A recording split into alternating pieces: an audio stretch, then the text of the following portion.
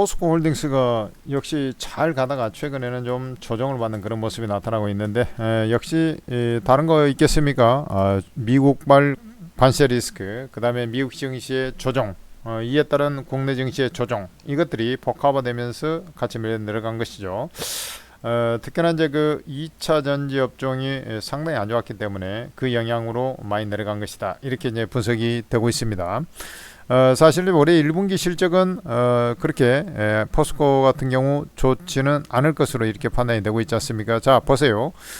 작년 4분기 같은 경우는 일시적인 비용, 재고자산 평가 손실, 이런 것들을 반영한 것이라고 본다면, 올해 이제 매출액은 1분기 매출은 전년 4분기하고 비슷한 흐름이 견지된다, 이렇게 이해가 되는 것이고, 작년에 비해서는 감소하는 그런 흐름이 나와서 올해 1분기까지는 뭐 크게 실적이 예상치를 상회하거나 뭐 충족도 하지 못하고 소폭 하회할 가능성이 오히려 높지 않느냐, 저는 이렇게 판단이 되고 있어요. 왜 그런가 하면은 바로 이제 올해 1분기까지 2차 전지 업종이 계속 안 좋은 그런 흐름을 이어가고 있지 않습니까? 2차 전지 분야가 안 좋습니다. 안 좋고, 그 다음에 이제 철강 쪽도 지금 작년 최악의 상황을 걷다가 1분기까지 가격이 그렇게 미국 내에서는 이제 수요 없이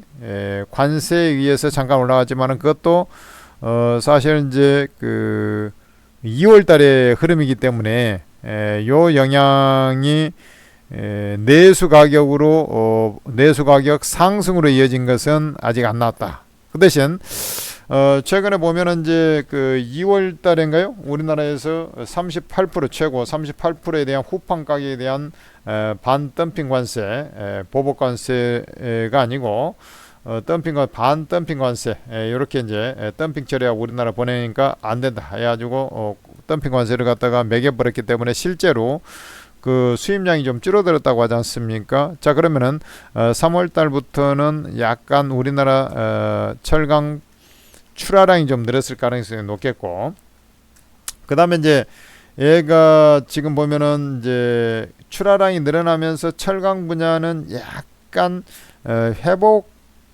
매출이 좀 회복이 되는 그런 모습. 그러나 이제 궁극적으로는 단가가 좀 올라줘야 되는데, 이게 이제 2분기부터는 단가가 좀 인상될 소지가 있지 않느냐, 2분기 3분기로 가면서, 이런 이제 예상을 해볼 수 있습니다.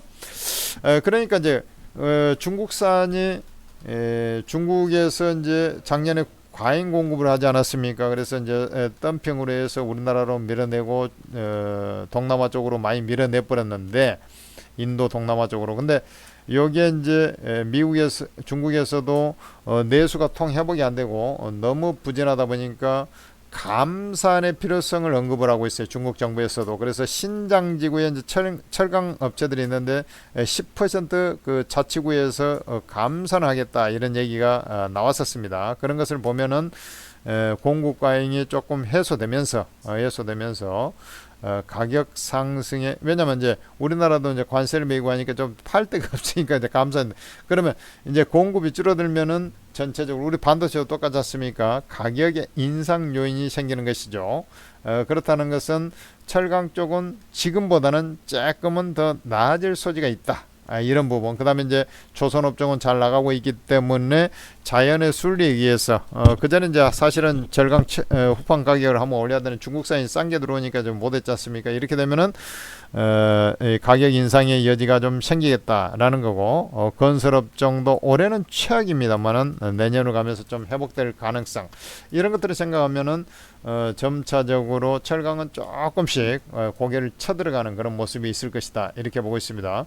미국에서 관세를 25% 인상하고 나서 했는데 우리나라가 25%입니다. 근데 미국산 철강을 보호하기 위한 방편이죠. 그러니까 우리나라 것만이 아니라 일본 거, 이런 것들, 미국에 주로 수출하는 일본, 영국 뭐 이런 쪽에 있는 것들도 다 공통 분모로 해서 25% 관세를 적용받았기 때문에 포스코가 아주 미국 산하고 비교했을 때는 분명히 악재가 되겠습니다만은 수출 판로가 이제 조금 수출 물동량이 이제 조금 관세 부담 때문에 좀 줄어드는 그런 형태가 나올 수 있으나 그렇다고 해가지고 우리나라만 피해를 받는 것도 아닙니다. 여기서 추가 상호관세에다가 플러스 추가로 25% 붙어서 50%가 붙는 것도 아니에요. 그렇기 때문에 같은 입장이다. 이렇게 본다면 그렇게까지 비관적으로 볼 필요는 없겠다라고 말씀을 드릴 수가 있는 것이고, 오히려 지금 인도라든지 중국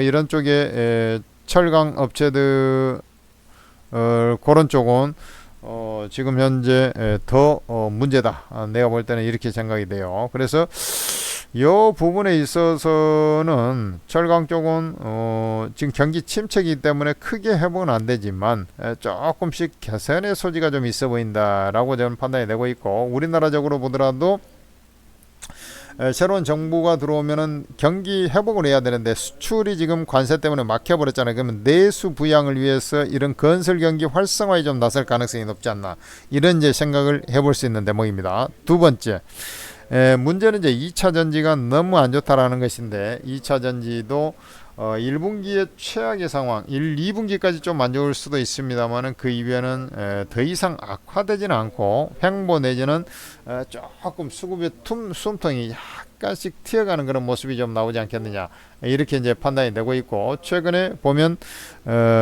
우리 이제 비철금속, 철강도 그렇습니다만 비철금속 가격도 조금씩 올라오는 그런 흐름이라고 봤을 때 대우인터를 중심으로 해서 이 자원개발 분야 쪽은 회복 가능성이 있다. 근데 포스코 퓨처엠이라든지 이런 쪽이 있지 않습니까? 그런 쪽은 좀 그러니까 2차 전지와 연관된 부분은 당분간은 이제 고전 상태지만 1분기까지 좀 안 좋다는 거지, 2분기부터 더 나빠지 않다. 그럼 걔들이 이제 행보를 하면서 철강이 조금씩 좋아진다 하면은 실적도 미시하지만 조금씩 좋아질 개연성이 있지 않느냐, 이렇게 이제 생각을 해볼 수 있다는 대목이죠. 그래서 1분기 실적이 좀 부진하더라도 그걸로 해서 주가가 또 밀려 내려가는 그런 형태는 아주 제한적일 것이다, 이렇게 저는 보는 것입니다. 그렇다라는 것은 현재 자리에서 크게 이탈 손상이 없이 안정을 점점 찾았다가 다시 상승을 해서 이렇게 우리가 이런 상승, 여기서는 이제 관세 영향 때문에 더 서서히 이제 상승하겠죠. 이때보다는 더 서서히 상승하지만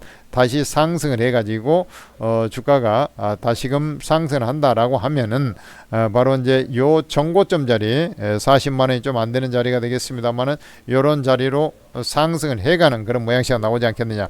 이것을 이제 돌파하면서 40만 원을 결국에는 이제 돌파하면서 추세적으로 그대로 상승을 해버리려면 2차 전지가 반드시 도와줘야 됩니다. 사실 재작년에 포스코가 그렇게까지 쳐 올라간 것은 2차 전지의 영향이지 철강의 영향이 아닙니다. 그래서 2차 전지가 이제 도와준다 하면은 그때는 우리가 원하는 그 추세 상승을 그대로 쳐가는 그런 모양새가 나올 것이다, 이렇게 이제 보고 있는 것이죠.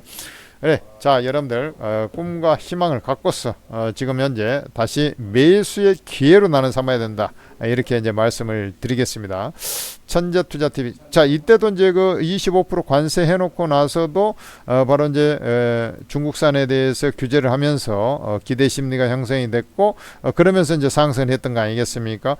그렇다라는 것은 지금 이제 관세가 미국에서 추가로 더 붙은 것이 아니에요. 그러니까 너무 우려를 할 필요는 없다라고 이제 보면 될 것 같고, 그러면은 이제 주가가 여기서 바닥 다지기를 한 다음에 이제 상승해 갈 것이기 때문에 여러분들께서는 이제 이런 파동이 나오게 되면 40만 원 조금 안 되는 자리에서 이 파동 길이가 이제 나오겠죠. 그러지 않겠습니까? 그렇지만은 제가 얘기한 대로 파동은 좀 진행이 될 것이다, 이렇게 N자 파동이죠.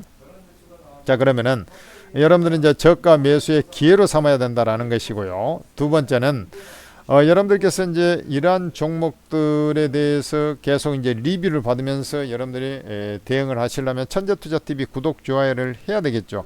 그런데 그것도 중요합니다만은 더더욱 중요한 정보는 뭐냐면 오르고라는 채팅 어플을 이용한 사람들이 지금 수익이 제일 잘 나고 있어요. 왜냐하면 그나마 이제 포스코 홀딩스 같이 국지간 종목을 하는 사람들은 덜 하겠습니다만, 왜냐하면 주가가 엄청나게 변동성이 큰 게 아니지 않습니까? 그렇지만은 좀 더 가벼운 종목을 하는 사람들은 진짜 변동성이 커가지고 매수 타이밍에 따라서 수익이 천차만별이고 또 수익 날 확률하고 손실 날 확률이 완전히 바뀌어 버리지 않습니까? 그래서 이 장중에 실시간으로 여러분들한테 완전히 매수가 매도가 종목 어떤 종목을 매수해서 얼마에 사서 얼마에 팔아라 이것까지 전부 다 알려주면서 수익을 내고 있는 곳이 있는데, 그 이름하여 오르고 채팅 어플이 되겠습니다.